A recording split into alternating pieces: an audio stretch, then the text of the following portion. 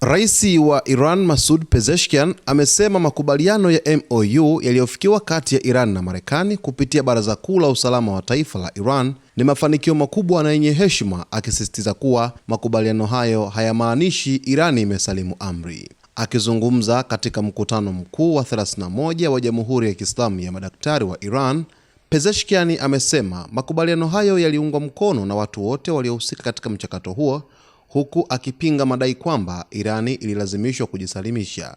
Rais huyo amesema hakuna kifungu chochote cha makubaliano hayo kinachoashiria Irani imejisalimisha, akidai kuwa ahadi zilizowekwa katika MOU zimeelekezwa zaidi kwa upande wa Marekani. Pezeshkian pia amesema uamuzi wa kumaliza vita wakati Irani ikiwa katika hali ya nguvu ulikuwa uamuzi sahihi, akidai kuwa dunia imetambua kile alichokiita ushindi wa Iran.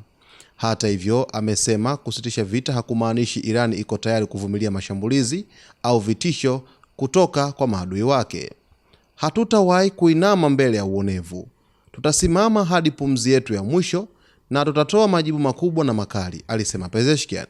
Aidha, rais huyo ametoa wito kwa wa Iran kudumisha umoja wa kitaifa, akisema migawanyiko ndani ya nchi inatokana zaidi na ubinafsi na maslahi binafsi. Amesema Irani ikiwa imeungana itakuwa na nguvu kubwa zaidi, lakini mgawanyiko unaweza kuiweka nchi hiyo katika hatari ya kuangamia. Kauli ya Pezeshkian inakuja wakati ambapo mjadala kuhusu makubaliano kati ya Teherani na Washington ukiendelea, huku Irani ikisisitiza kuwa mazungumzo hayo hayapaswi kutafsiriwa kama kusalimu amri kwa Marekani. Kumekuwepo na tafsiri tofauti kwamba Irani imesalimu amri mbele ya Marekani kwenye makubaliano ya MOU, yani Memorandum of Understanding. Yalikuwa ni makubaliano baina ya pande zote mbili yaliyosimamiwa na kiongozi Pakistan akishirikiana na Qatar. Katika makubaliano yale kuna vipengele ambavyo Marekani alitakiwa kuweza kuvitimiza ili mambo ambayo alikuwa akiyadimandi kwa Iran yaweze kutimizwa. Mfano, mojawapo ya kitu ambacho Marekani ilitakiwa kukitimiza kwa Irani ilikuwa ni kuachilia mali zote na fedha ambazo ziligandishwa za Jamhuri ya Kiislamu ya Irani popote pale duniani, ili Irani ifikirie sasa kufungua mlango wa bahari wa Hormuz. Lakini pia Irani ilitaka kuto kulazimishwa kusalimisha kabisa mpango wake wa nyuklia, kitu ambacho Marekani leo kesho inatamani Irani iweke wazi na iruhusu wakaguzi wa nyuklia waweze kuingia katika vinu vya Iran, kitu ambacho Irani imesema kwamba hakitotokea. Lakini pia ilitaka Marekani kutoweka vikwazo vipya. Hiki kimefanyika tu siku ya hapo juzi.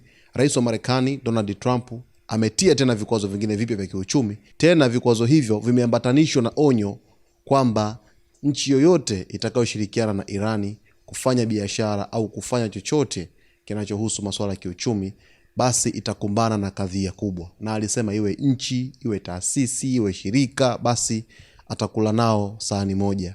Rais wa Marekani Donald Trump alidai hivyo.